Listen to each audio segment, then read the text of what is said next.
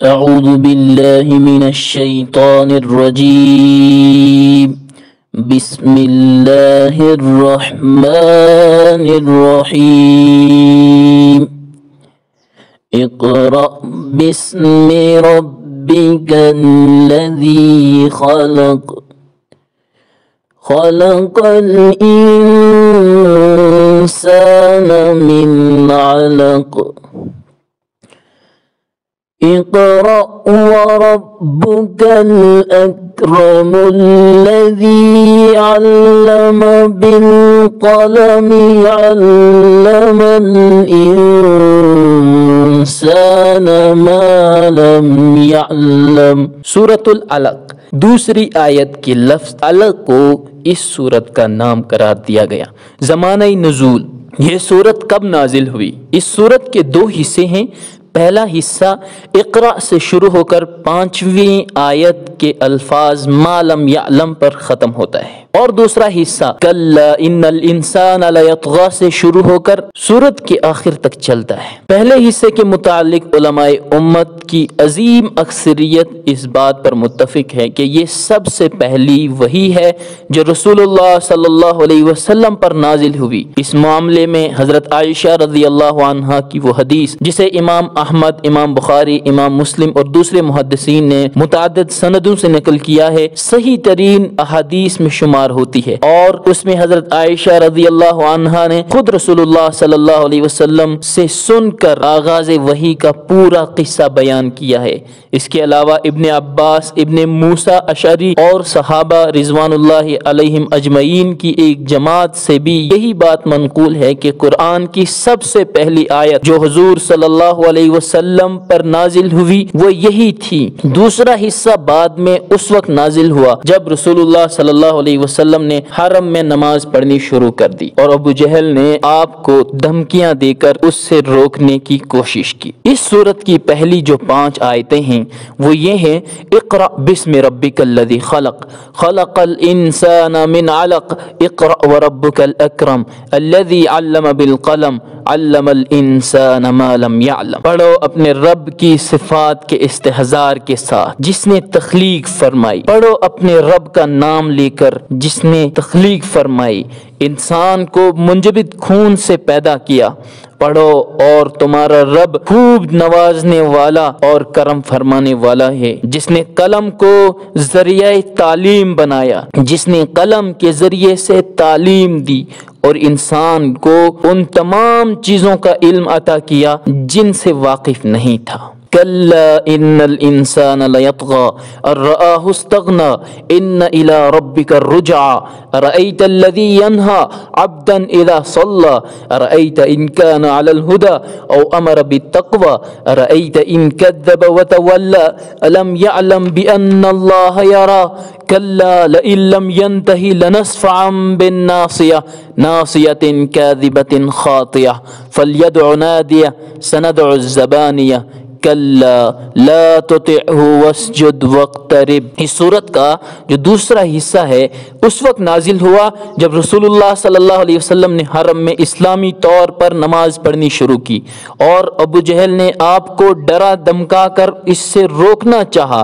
معلوم ایسا ہوتا ہے کہ نبی ہونے کے قبل اس کے کہ حضور صلی اللہ علیہ وسلم اسلام کے اعلانیہ تبلیغ کرتے، آپ نے حرم میں اس طریقے پر نماز ادا کرنی شروع کر دی جو اللہ تعالیٰ نے آپ کو سکھائی تھی، اور یہی وہ چیز تھی جس سے قریش نے پہلی مرتبہ یہ محسوس کیا کہ آپ کسی نئے دین کے پیرو ہو گئے ہیں. دوسرے لوگ تو اسے حیرت ہی کی نگاہ سے دیکھ رہے تھے، مگر ابو جہل کی رگ جاہلیت اس پر پھڑک اٹھی اور اس نے آپ کو دھمکانا شروع کر دیا کہ اس طریقے پر حرم میں عبادت نہ کریں. چنانچہ اس سلسلے میں کئی احادیث حضرت عبداللہ بن عباس، حضرت ابو ہریرہ رضی اللہ علیہ مجمعین سے مروی ہیں جن میں ابو جہل ان بےہودگیوں کا ذکر کیا گیا ہے. حضرت ابو ہریرہ رضی اللہ عنہ کا بیان ہے کہ ابو جہل نے قریش کے لوگوں سے پوچھا کیا محمد صلی اللہ علیہ وسلم تمہارے سامنے زمین پر اپنا منہ ٹکاتے ہیں؟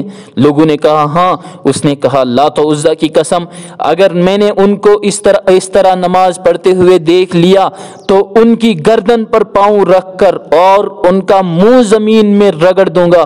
پھر ایسا ہوا کہ حضور صلی اللہ علیہ وسلم کو نماز پڑھتے دیکھ کر وہ آگے بڑھا تاکہ آپ کی گردن پر پاؤں رکھے، مگر یکا یک لوگوں نے دیکھا کہ وہ پیچھے ہٹ رہا ہے اور اپنا منہ کسی چیز سے بچانے کی کوشش کر رہا ہے۔ اس سے پوچھا گیا کہ یہ تجھے کیا ہوا؟ اس نے کہا کہ میرے اور ان کے درمیان آگ کی ایک کھندک اور ایک ہولناک چیز تھی اور کچھ پر تھے۔ رسول اللہ صلی اللہ علیہ وسلم نے فرمایا کہ اگر وہ میرے قریب پھٹکتا تو ملائکہ اس کے چیتھڑے اڑا دیتے۔ ابن عباس رضی اللہ تعالیٰ عنہ کی روایت ہے کہ ابو جہل نے کہا کہ اگر میں نے محمد صلی اللہ علیہ وسلم کو کعبے کے پاس نماز پڑھتے دیکھ لیا تو ان کی گردن پاؤں تلے دبا دوں گا۔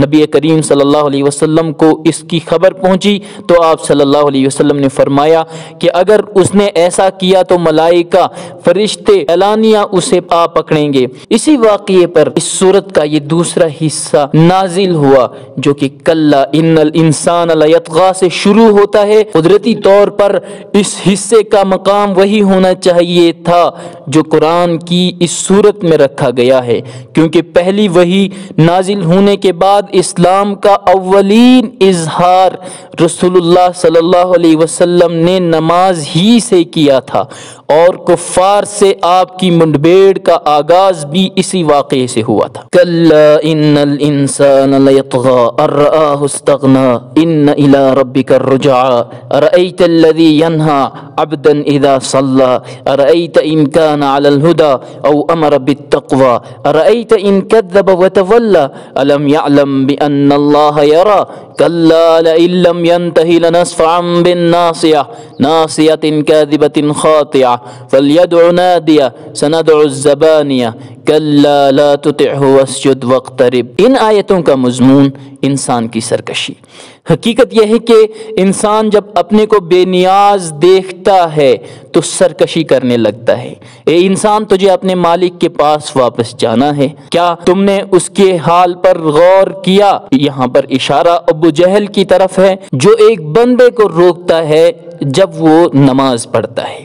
یہاں پر اشارہ نبی کریم صلی اللہ علیہ وسلم کی طرف ہے۔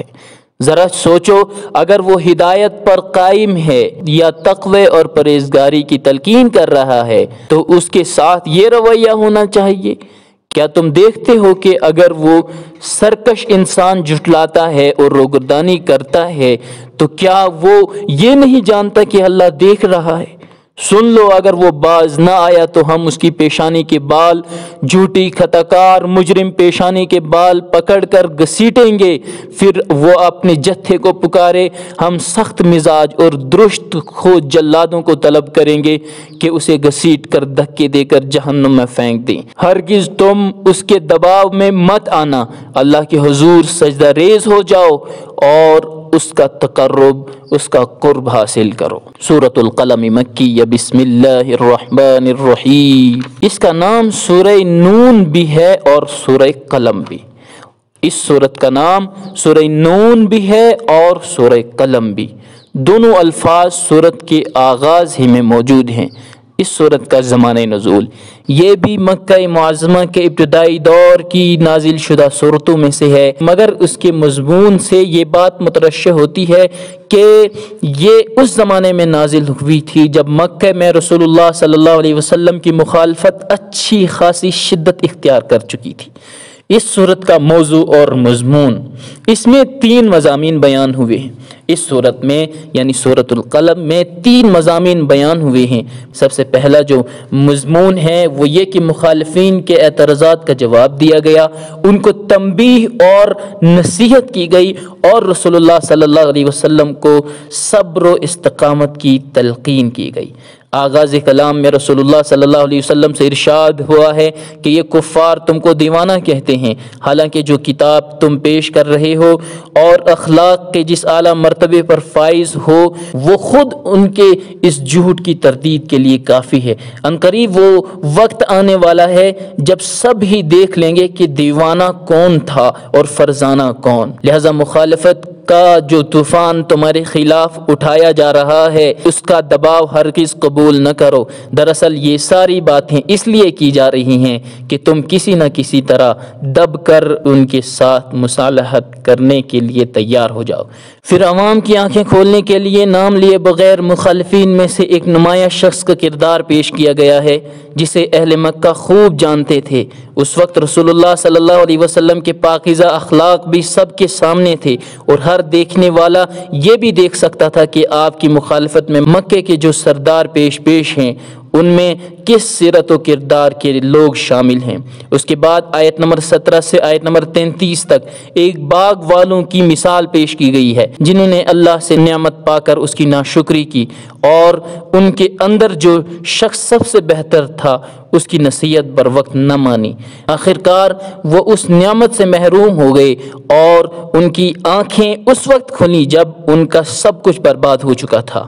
یہ مثال دے کر اہل مکہ کو متنبہ کیا گیا ہے کہ رسول اللہ صلی اللہ علیہ وسلم کی بعثت سے تم بھی اسی آزمائش میں پڑ گئے ہو جس میں وہ باغ والے تھے۔ اگر ان کی بات نہ مانو گے تو دنیا میں بھی عذاب بھگتو گے اور آخرت کا عذاب اس سے بھی زیادہ بڑا ہے۔ پھر آیت نمبر 34 سے آیت نمبر 47 تک مسلسل کفار کو فہمائش کی گئی ہے کہ جس میں کہیں تو خطاب براہ راست ان سے ہے اور کہیں رسول اللہ صلی اللہ علیہ وسلم کو مخاطب کرتے ہوئے دراصل تنبیہ ان کو کی گئی ہے۔ اس سلسلے میں جو باتیں ارشاد ہوئی ہیں ان کا خلاصہ یہ ہے کہ آخرت کی بلائی لازماً انہی لوگوں کے لیے ہے جنہوں نے دنیا میں خدا ترسی کے ساتھ زندگی بسر کی ہے۔ یہ بات سراسر عقل کے خلاف ہے کہ اللہ تعالیٰ کے ہاں فرما برداروں کا انجام وہ ہو جو مجرموں کا ہونا چاہیے۔ کفار کی یہ غلط فہمی قطعی طور پر بے بنیاد ہے کہ خدا ان کے ساتھ وہ معاملہ کرے گا جو وہ خود اپنے لیے تجویز کرتے ہیں، حالانکہ اس کے لیے انہیں کوئی ضمانت حاصل نہیں ہے۔ جن لوگوں کو دنیا میں خدا کے آگے جھکنے کی دعوت دی جا رہی ہے اور وہ اس سے انکار کرتے ہیں، قیامت کے روز وہ سجدہ کرنا چاہیں گے تو بھی نہ کر سکیں گے اور ذلت کا انجام انہیں دیکھنا پڑے گا۔ قرآن کو جھٹلا کر وہ خدا کے عذاب سے بچ نہیں سکتے۔ انہیں جو ڈیل دی جا رہی ہے اس سے وہ دھوکے میں پڑ گئے ہیں۔ وہ سمجھتے ہیں کہ اس تکذیب کے باوجود جب ان پر عذاب نہیں آ رہا ہے تو وہ صحیح راستے پر ہیں، حالانکہ وہ بے خبری میں ہلاکت کی راہ پر چلے جا رہے ہیں۔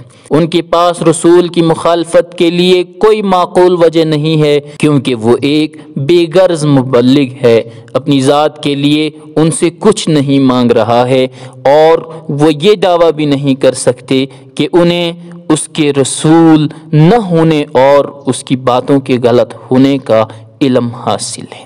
آخر میں رسول اللہ صلی اللہ علیہ وسلم کو ہدایت فرمائی گئی ہے کہ اللہ کا فیصلہ آنے تک جو سختیاں بھی تبلیغ دین کی راہ میں پیش آئیں ان کو صبر کے ساتھ برداشت کرتے چلے جائیں اور اس بے صبری سے بچیں جو یونس علیہ السلام کے لیے ابتلا کا موجب بنی تھی۔ بسم اللہ الرحمن الرحیم نون والقلم وما يسطرون ما انت بنعمت ربك بمجنون وان لك لاجرا غير ممنون وانك لعلى خلق عظيم فستبصر ويبصرون بايكم المفتون ان ربك هو اعلم بمن ضل عن سبيله وهو اعلم بالمهتدين فلا تطع المكذبين ودوا لو تدهن فيدهنون ولا تطع كل حلاف مهين هماز مشاء بنميم مناع للخير معتد أثيم عتل بعد ذلك زنيم أن كان ذا مال وبنين إذا تتلى عليه آياتنا قال أساطير الأولين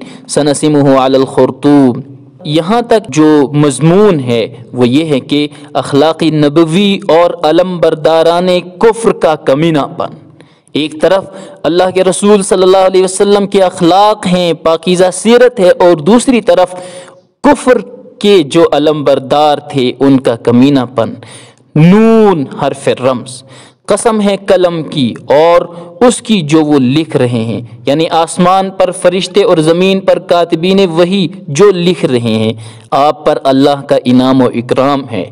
ظاہر ہے کہ جنون آپ کو لاحق نہیں، یہ بدزبان کافر اپنے جنون کا ثبوت دے رہے ہیں۔ آپ کو لامتناہی اجر ملتا رہے گا، آپ بڑے عظیم اور بلند اخلاق پر فائز ہیں۔ آپ بھی دیکھیں گے اور یہ بھی دیکھ لیں گے کہ کون ہے جو فتنے میں پڑا ہے۔ آپ کا پروردگار جانتا ہے کہ کون اس راستے سے بھٹکا ہوا ہے، اور وہ ان کو بھی خوب جانتا ہے جو ہدایت یافتہ ہیں۔ آپ ان جھٹلانے والوں کے دباؤ میں نہ آئیں۔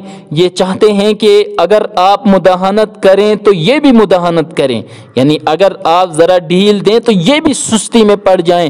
آپ ہر ذلیل جھوٹی قسمیں کھانے والے، تان و تشنی کرنے والے، چگلی کھانے والے، خیر کو روکنے والے، حد سے آگے بڑھنے والے، جرم کرنے والے، بدخو، بد مزاج اور اس کے بعد بے اصل اور بدذات شخص کے دباؤ میں نہ آئیں کہ وہ بڑا مال والا اور اولاد والا ہے۔ اس کے سامنے جب ہماری آیتیں پڑھی جاتی ہیں تو کہتا ہے کہ پچھلے لوگوں کے افسانے ہیں، ہم اس کی سونڈ پر داغ لگا دیں گے، یعنی اس کی لمبی ناک رگڑ دیں گے۔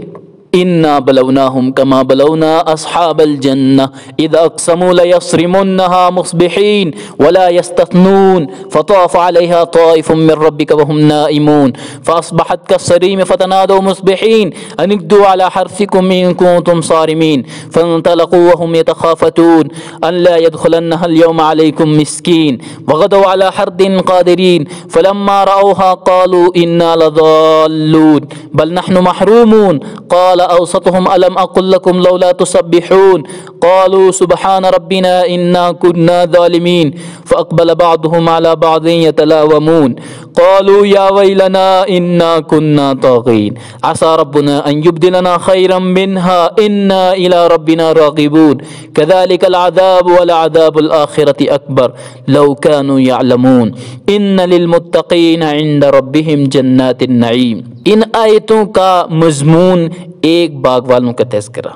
ہم نے ان کو ویسے ہی آزمایا ہے جیسے باغ والوں کو آزمایا تھا، یعنی ہم نے مشرکین قریش کو ایسے ہی آزمایا ہے جیسے باغ والوں کو آزمایا تھا، جب انہوں نے قسم کھائی تھی کہ باغ کے پھل صبح توڑ لیں گے اور کھیتی کاٹ لیں گے، اور وہ انشاءاللہ بھی نہیں کہہ رہے تھے، تو وہ پڑے سوتے رہے اور تمہارے رب کی طرف سے راتوں رات اس پر عذاب آ گیا اور باغ صبح کٹا ٹوٹا پڑا تھا۔ صبح انہوں نے ایک دوسرے کو پکار لگائی کہ سویرے چلو اگر کھیتی کاٹنا ہے۔ وہ چپ کے باتیں کرتے چلے کہ دیکھو آج کوئی مسکین فقیر آنے نہ پائے، اور وہ بہت تیزی سے صبح سویرے یہ سمجھتے ہوئے جا رہے تھے کہ کھیتی ان کے بس میں، ان کے کنٹرول میں ہے۔ جب وہ اپنے باغ کے پاس پہنچے اور اس پر نظر پڑی تو سکتے میں پڑ گئے، کہنے لگے کہ ہم لوگ راستہ تو نہیں بھٹک گئے، لیکن جلدی ہوش آ گیا تو کہنے لگے نہیں، ہم محروم کر دیے گئے۔ ان کے بیچ والے ایک بھائی نے کہا کہ میں نے کہا نہیں تھا کہ تم تسبیح کیوں نہیں پڑھتے؟ اللہ کی عظمت و پاکی کا تمہیں دھیان نہیں؟ تو وہ سب بولے سبحان اللہ، ہمارا پروردگار عظمت والا ہے، پاک ہے، ہم نے خود ظلم کیا۔ اور وہ آپس میں ایک دوسرے کو ملامت کرنے لگے۔ انہوں نے کہا ہائے ہماری کم بختی، ہم نے سرکشی کا راستہ اختیار کیا۔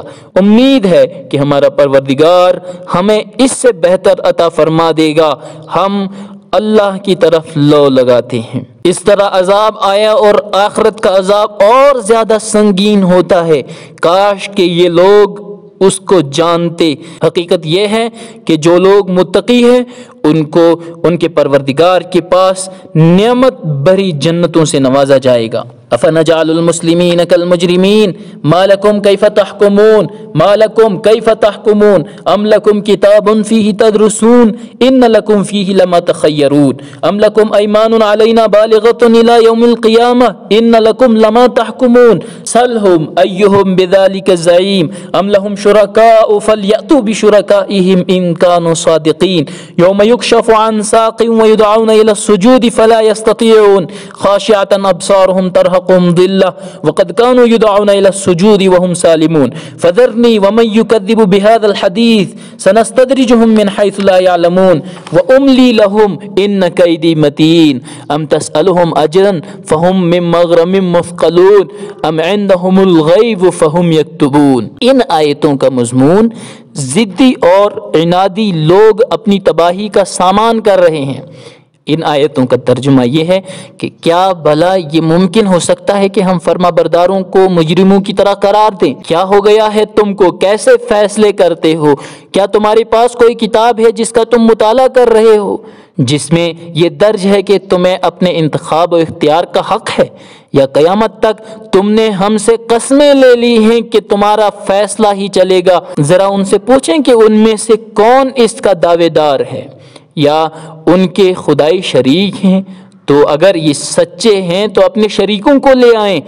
جب سخت وقت پڑے گا اور انہیں سجدے کے لیے بلایا جائے گا تو سجدہ نہیں کر سکیں گے، ان کی نگاہیں ذلت و رسوائی سے جھکی ہوں گی۔ انہیں دنیا میں سجدے کے لیے بلایا جاتا تھا اور وہ صحیح سالم تھے تو سجدہ کرنے کے لیے تیار نہیں ہوتے تھے۔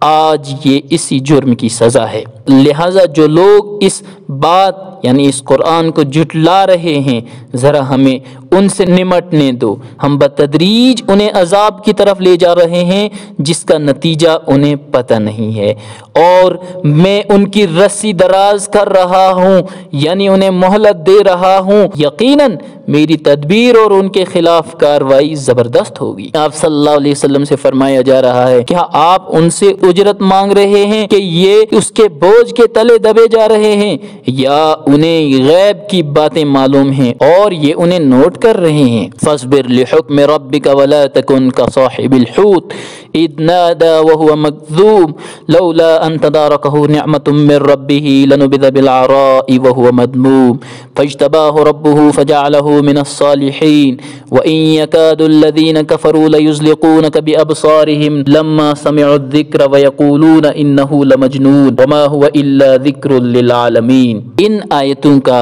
مضمون صبر اور انتظار کا حکم۔ ان آیتوں کا ترجمہ اپنے رب کے فیصلے کا صبر کے ساتھ انتظار کیجیے، اور مچھلی والے یعنی یونس علیہ السلام کی طرح جلد بازی سے کام مت لیجیے جب وہ گھٹن میں پکار رہے تھے۔ اگر ان کے رب کا احسان ان کو نہ سنبھال لیتا اور رحمت الہی انہیں آغوش میں نہ لے لیتی تو وہ کھلی جگہ پر قابل مذمت پڑے رہتے، لیکن ان کے پروردگار نے ان کو آغوش رحمت میں لے لیا اور ان کو اپنے نیک بندوں میں شامل فرما لیا۔ یہ کافر و منکر اس نصیحت نامہ یعنی قرآن عظیم کو سن کر اپنی خطرناک نگاہوں سے آپ کے قدم پھسلا دینا چاہتے ہیں، یعنی ایسی نگاہوں سے دیکھتے ہیں کہ لگتا ہے کہ قدم ڈگمگا دیں گے، آپ کے قدم اپنی نگاہوں سے پھسلا دیں گے، ڈگمگا دیں گے، اور کہتے ہیں کہ یہ دیوانے ہیں، حالانکہ یہ سارے جہاں کے لیے ایک نصیحت نامہ اور حق کا پیغام ہے۔ سورۃ المزمل، پہلی ہی آیت لفظ المزمل کو اس سورت کا نام قرار دیا گیا ہے۔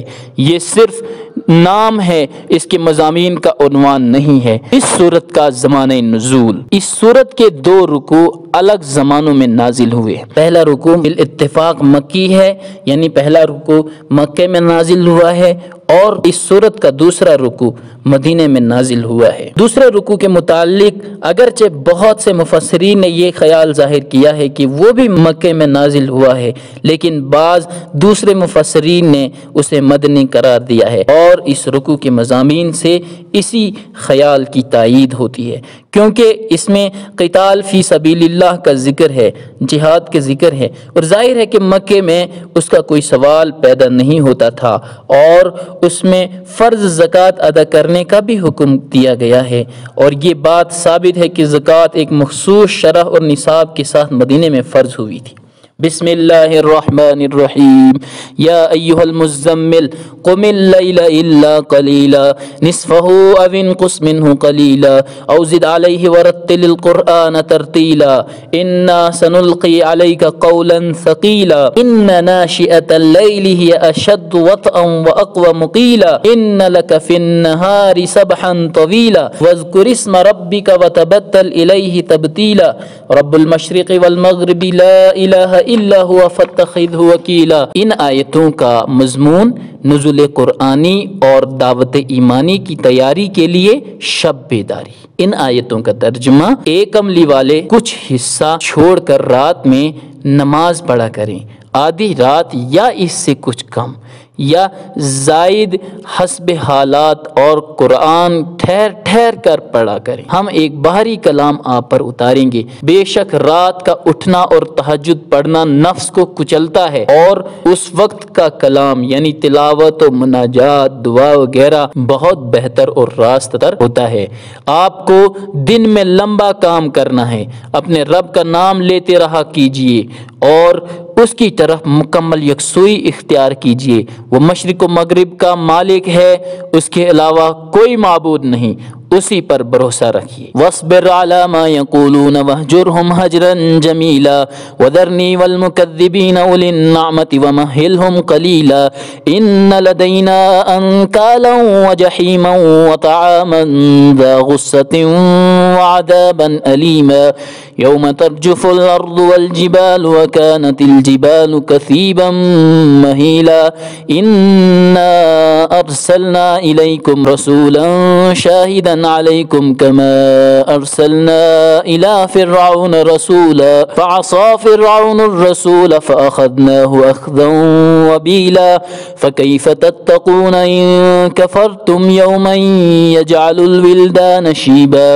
السماء منفطر به كان وعده مفعولا ان هذه تذكرة فمن شاء اتخذ الى ربه سبیلا۔ ان آیتوں کا مضمون طوفان مخالفت ور صبر کی تلقین۔ ان آیتوں کا ترجمہ، اللہ کے رسول صلی اللہ علیہ وسلم سے حکم دیا جا رہا ہے کہ ان مخالفوں کی باتوں سے صبر کرتے رہیے اور بہتر طریقے پر ان سے الگ رہیے، اور جھٹلانے والوں اور عیاشوں کو ہم پر چھوڑ دیجیے، ان کو تھوڑی دیر مہلت دیجیے، ہمارے پاس ان کے لیے عبرتناک سزائیں ہیں، دوزخ ہے اور حلق میں کانٹے کی طرح چبھنے والا خانہ اور دردناک عذاب ہے۔ اس دن کا یعنی ان کے انجام بد کے لیے انتظار کیجیے جب زمین اور پہاڑ ہچکولے لیں گے، پھر پہاڑ بکھری ہوئی ریت کی طرح کر دیے جائیں گے۔ اے لوگو، ایک پیغمبر کو تم پر گواہ بنا کر بھیجا ہے، جیسے ہم نے فرعون کے پاس ایک پیغمبر بھیجا تھا۔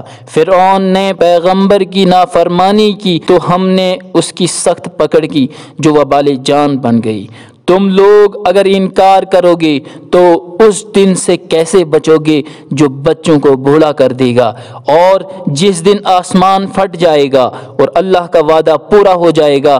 یہ ایک یاد دہانی کرائی جا رہی ہے، جو چاہے اپنے رب کا راستہ اختیار کر لے۔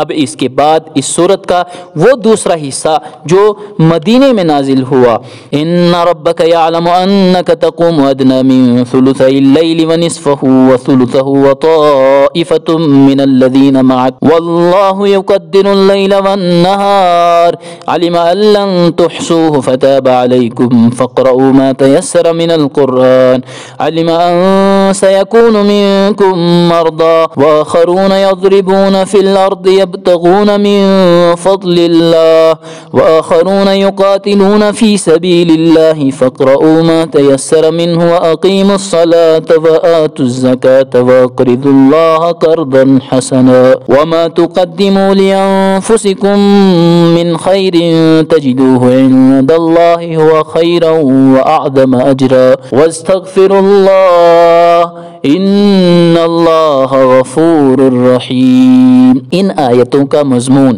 رات کی عبادت میں تخفیف کی اجازت۔ ان آیتوں کا ترجمہ، آپ کے رب کو معلوم ہے کہ آپ 2/3 رات کے قریب اور آدھی رات اور 1/3 رات تہجد میں مشغول رہتے ہیں، اور آپ کے صحابہ کی ایک تعداد بھی رات میں عبادتوں میں مشغول رہتی ہے، اور رات و دن کی مقداریں اللہ کی طے کردہ ہیں۔ اسے معلوم ہے کہ آپ لوگ رات کا پورا احاطہ نہیں کر سکیں گے، اس لیے اللہ نے عنایت فرمائی، اور اب یہ حکم ہے کہ قرآن کا جو حصہ میسر ہو سکے پڑھ لیا کریں۔ اسے معلوم ہے کہ آپ میں بیمار بھی ہوں گے، اور دیگر لوگ اللہ کے فضل کے حصول کے لیے تجارت اور دیگر مقاصد کے لیے سفر بھی کریں گے، اور ایسے افراد بھی ہوں گے جو اللہ کے راستے میں جنگ کریں گے۔ اس لیے قرآن کا جو حصہ آسانی سے پڑھ سکو پڑھ لیا کرو، اور نمازوں کا اہتمام کرتے رہو، اور زکوٰۃ دیا کرو، اور اللہ کو قرض حسن دو، یعنی اللہ کے راستے میں مختلف مدات میں بامید ثواب خرچ کرتے رہو، اور جو بھی مال تم اپنے لیے بامید ثواب خرچ کر کے آگے بیچ دو گے اسے اللہ کے پاس زیادہ بہتر اور عظیم اجر کے ساتھ پاؤ گے، اور اللہ سے مغفرت طلب کرتے رہو، بے شک اللہ بہت مغفرت فرمانے والا اور رحم فرمانے والا ہے۔ یہاں پر سورہ مزمل مکمل ہو رہی ہے۔ اب سورۃ المدثر کا آغاز ہو رہا ہے۔ سورۃ المدثر، پہلی ہی آیت کے لفظ المدثر کو اس سورت کا نام قرار دیا گیا۔ اس سورت کا زمانہ نزول، اس کی پہلی 7 آیات مکہ معظمہ کے بالکل ابتدائی دور کی نازل شدہ ہیں، یعنی اس کی پہلی 7 آیتیں مکہ میں نازل ہوئی ہیں۔ بعض روایات جو بخاری، مسلم، ترمذی اور مسند احمد وغیرہ میں حضرت جابر بن عبداللہ سے منقول ہیں کہ ان میں سے یہاں تک کہا گیا ہے کہ یہ قرآن مجید کے اولین آیات ہیں جو رسول اللہ صلی اللہ علیہ وسلم پر نازل ہوئیں، لیکن امت میں یہ بات قریب بالاتفاق مسلم ہے کہ پہلی وحی جو حضور صلی اللہ علیہ وسلم پر نازل ہوئی وہ اقرأ بسم ربک الذی خلق سے ما لم یعلم تک ہے۔ البتہ صحیح روایات سے جو کچھ ثابت ہے وہ یہ ہے کہ اس پہلی وحی کے بعد کچھ مدت تک رسول اللہ صلی اللہ علیہ وسلم پر کوئی وحی نازل نہیں ہوئی۔ پھر اس وقفے کے بعد جب از سر نو نزول وحی کا سلسلہ شروع ہوا تو اس کا آغاز سورہ مدثر کی انہی آیات سے ہوا تھا۔ امام زہری رحمۃ اللہ علیہ اس کی تفصیل یوں بیان کرتے ہیں کہ ایک مدت تک رسول اللہ صلی اللہ علیہ وسلم پر وحی کا نزول بند رہا، اور اس زمانے میں آپ پر اس قدر شدید غم کی کیفیت طاری رہی کہ بعض اوقات آپ پہاڑوں کی چوٹیوں پر چڑھ کر اپنے آپ کو گرا دینے کے لیے آمادہ ہو جاتے تھے، لیکن جب کبھی آپ کسی چوٹی کے کنارے پر پہنچتے جبرائیل علیہ السلام نمودار ہو کر آپ سے کہتے آپ اللہ کے نبی ہیں۔ اس سے آپ کے دل کو سکون حاصل ہو جاتا تھا اور وہ اضطراب کی کیفیت دور ہو جاتی تھی۔ اس کے بعد امام زہری خود حضرت جابر بن عبداللہ رضی اللہ عنہما کی یہ روایت نقل کرتے ہیں کہ رسول اللہ صلی اللہ علیہ وسلم نے فترۃ الوحی یعنی وحی بند رہنے کے زمانے کا ذکر کرتے ہوئے بیان فرمایا کہ ایک روز میں راستے سے گزر رہا تھا، یکا یک میں نے آسمان سے ایک آواز سنی، سر اٹھایا تو دیکھا وہی فرشتہ جو غار حرا میں میرے پاس آیا تھا، آسمان اور زمین کے درمیان ایک کرسی پر بیٹھا ہوا ہے۔ میں یہ دیکھ کر سخت دہشت زدہ ہو گیا اور گھر پہنچ کر میں نے کہا مجھے اڑا دو، مجھے اڑا دو، چنانچہ گھر والوں نے مجھ پر کمبل اڑا دیا۔ اس وقت اللہ نے وحی نازل کی، یا ایھا المدثر، پھر لگاتار مجھ پر وحی کا نزول شروع ہو گیا۔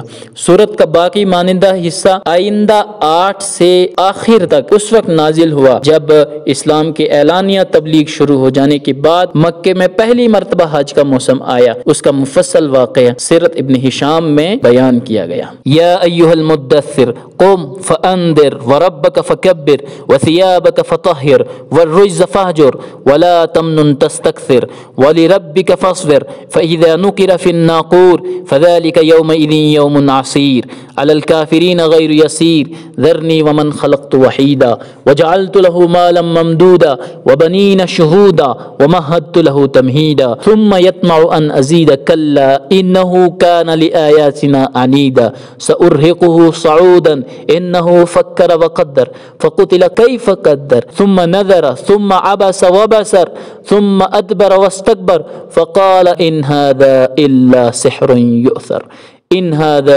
इल्ला क़ौलुल बशर। इन आयतों का मज़मून, दावते हक की ललकार लगाइए और काफिरों से मत घबराइए। इन आयतों का तर्जमा, ए चादर ओढ़ कर लेटने वाले, खड़े हो जाओ, लोगों को खबरदार कर दो, अपने मालिक की अजमत और किबरियाई का इजहार करो, अपने कपड़ों और बदन को पाको साफ रखो, शिर्क की नजास्तों से दूर रहो, एहसान करके उसे ज्यादा मत समझो।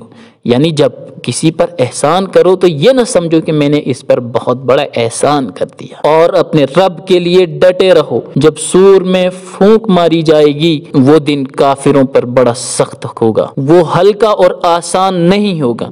आयत नंबर 10 के बाद की आयतों का मजमून, वलीद बिन मुगीरा पर अल्लाह का कसम, और मुझे उससे निमटने दो जिसको मैंने यको तन्हा पैदा किया और खूब फैलाकर माल दिया और दौलत दी और उसके साथ रहने वाली औलाद दी और उसके लिए सारे इंतजामात किए, फिर वो उम्मीद लगाए है कि मैं उसे और दूं। वो मेरी आयतों के साथ इनाद करता है, सरकशी करता है, मैं उसे सख्त सजा दूंगा। वो कुरान के खिलाफ प्रोपेगेंडे का मवाद फराहम करने के लिए सोच में पड़ा और मंसूबे बनाए, उस पर खुदा की मार पड़े, कैसे कैसे मंसूबे बनाता रहा, फिर उस पर खुदा की मार पड़े, कैसे अंदाजे लगाता रहा, फिर गौर में डूब गया और मुंह बिसौर लिया, उसका चेहरा फिक हो गया, फिर पीछे पलटा और तकब्बुर का रवैया इख्तियार करते हुए कहने लगा, ये एक जादू है जो कहीं से नकल किया जा रहा है, ये तो इंसान का कलाम है। सउस्लीहि सक़र वमा अदराका मा सक़र ला तुबक़ी वला तदर लव्वाहतुल लिलबशर अलैहा तिस्अत अशर वमा जअलना अस्हाबन नारि इल्ला मलाइकतन वमा जअलना इद्दतहुम इल्ला फितनतन लिल्लज़ीना कफ़रू लियस्तयक़िनल लज़ीना ऊतुल किताब वयज़दादल लज़ीना आमनू ईमानन वला यर्ताबल लज़ीना ऊतुल किताब वल मुमिनूना वलियक़ूलल लज़ीना फ़ी क़ुलूबिहिम मरदुन वल काफ़िरूना माज़ा अरादल्लाहु बिहाज़ा मसला कज़ालिक युदिल्लुल्लाहु मन यशाअ व यहदी मन यशाअ वमा यअलमु जुनूद रब्बिका इल्ला हू वमा हिय इल्ला ज़िक्रा लिलबशर कल्ला वल क़मरि वल लैलि इज़ अदबर वस्सुब्हि इज़ा अस्फर इन्नहा लइह्दल कुबर नज़ीरन लिलबशर लिमन शाअ मिनकुम अन यतक़द्दम व यतअख़र कुल्लु नफ्सिन बिमा कसबत रहीना इल्ला अस्हाबल यमीन फ़ी जन्नातिन यतसाअलून अनिल मुजरिमीन मा सलककुम फ़ी सक़र क़ालू लम नकु मिनल मुसल्लीन व लम नकु नुतइमुल मिस्कीन व कुन्ना नख़ूदु मअल ख़ाइदीन व कुन्ना नुकज़्ज़िबु बियौमिद्दीन हत्ता अतानल यक़ीन फमा तनफ़अहुम शफ़ाअतुश शाफ़िईन फमा लहुम अनित तज़किरति मुअरिदीन कअन्नहुम हुमुरुम मुस्तनफ़िरा फ़र्रत मिन क़स्वरा बल युरीदु कुल्लु इम्रिइन मिनहुम अन यु'ता सुहुफ़न मुनश्शरा कल्ला बल ला यख़ाफ़ूनल आख़िरा कल्ला इन्नहु तज़किरा फ़मन शाअ ज़करा वमा यज़कुरून इल्ला अन यशाअ अल्लाह हुवा अहलुत तक़वा व अहलुल मग़फ़िरा। इन आयतों का तर्जुमा, मैं उसे भड़कती आग में झुलसाऊंगा और तुम्हें मालूम है कि वो भड़कती आग क्या है, वो न बाकी रखती है न छोड़ती है, खाल को झुलसा कर रख देती है, उस पर 29 फरिश्ते तैनात हैं। तो हमने दोज़ख का निगरान फरिश्तों को बनाया है और हमने उनकी तादाद को काफिरों के लिए एक आजमाइश बना दिया है ताकि अहले किताब को यकीन हासिल हो और ईमान वालों के ईमान में इजाफा हो और अहले किताब और ईमान वाले शक शुबा में न पड़ें। यहाँ पर यह बात नोट करने की है कि अहले किताब के यहाँ भी इस तादाद के बारे में मालूमात थी जिसकी वजह से उनके लिए इसमें यकीन का सामान था। और जिन लोगों के दिलों में रोग है यानी मुनाफिक लोग और काफिर ये कहें कि इसका जिक्र करके अल्लाह क्या चाहता है, इसी तरह अल्लाह जिसको चाहता है भटकाता है और जिसको चाहता है हिदायत देता है। اور تمہارے رب کے لشکروں کو کوئی نہیں جانتا، بس وہی جانتا ہے۔ اور یہ باتیں انسانوں کے لیے نصیحت اور یاد دہانی کی ہیں۔ حق یہ ہے کہ چاند گواہ ہے اور رات گواہ ہے جب وہ پلٹتی ہے، اور صبح گواہ ہے جب وہ روشن ہوتی ہے۔ یہ ایک بہت بڑی بات ہے جو کہی گئی۔ انسانوں کو خبردار کرنے کے لیے رسول بھیجا گیا، وہ ان سب کو خبردار کر رہا ہے جو چاہیں آگے بڑھیں یا چاہیں پیچھے ہٹیں۔ ہر انسان اپنے کیے کا پابند ہے۔ ہاں، دائیں بازو والے جنتوں میں مجرموں کے بارے میں خود ان سے پوچھیں گے، تمہیں جہنم میں کیا چیز لے گئی؟ وہ کہیں گے، ہم نماز نہیں پڑھتے تھے، ہم مسکینوں کو کھانا نہیں کھلاتے تھے، ہم گپ مارتے اور ادھر ادھر کی باتیں بنانے والوں کے ساتھ گھسے رہتے تھے، اور ہم جزا و سزا کے دن کا انکار کرتے تھے، یہاں تک کہ یقینی وقت آ گیا، ہماری موت آ گئی۔ تو اب انہیں سفارش کرنے والے کی سفارش کوئی فائدہ نہیں پہنچائے گی۔ انہیں کیا ہو گیا ہے کہ یہ نصیحت سے بھاگتے ہیں جیسے شیر کو دیکھ کر گدھ بدک رہے ہوں، بلکہ ان میں سے ہر شخص چاہتا ہے کہ اسے کھلی کتابیں دے دی جائیں۔ ہرگز یہ تو ہونا نہیں ہے۔ بات یہ ہے کہ انہیں آخرت کا ڈر نہیں ہے۔ حق یہ ہے کہ یہ ایک نصیحت نامہ اور یاد دہانی ہے، جو چاہے اسے یاد کرے، اللہ ہی چاہے گا تو یہ اسے یاد کریں گے۔ اللہ ہی کی بات ماننی چاہیے اور اسی سے دعائے مغفرت کرنی چاہیے، کیونکہ وہی مغفرت فرمانے کی قدرت رکھتا ہے۔ یہاں پر سورہ مدثر کا اختتام ہوتا ہے۔